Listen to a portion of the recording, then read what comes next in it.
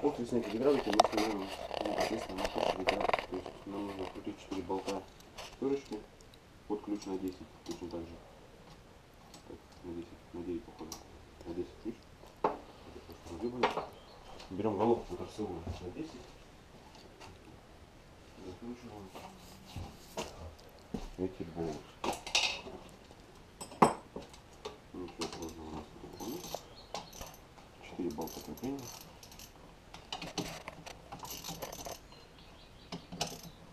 Запоминаем то, что у нас на правом, получается, болту ближе к гидравлике заднем у нас стоит скоба, которая крепит провод дополнительный, который отвечает за положение датчика триггера.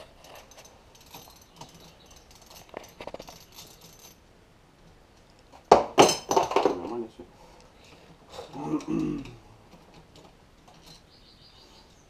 Подкручиваем болты 4 штучки. Пойдем второй, третий, четвертый.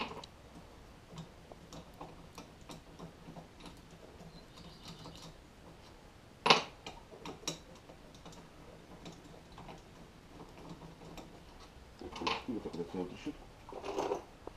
И пошел. И на всякий случай мы открутим клапан, который держит давление. Ну, то есть ручного подъема. Вот у нас болт, он находится слева, получается, от мотора, которым можно ручным способом поднимать мотор и опускать. Ну, это на всякий случай для того делается, чтобы сейчас масло у нас в лицо не прыгнуло. Таким аккуратным образом мы соединяем моторчик. При масла он все равно чуть больше. Этот оригинальный моторчик Suzuki, но будем менять его на аналог, потому что это был временно поставлен. Но, тем не менее, видим, масло чистое, мощи никакой нет.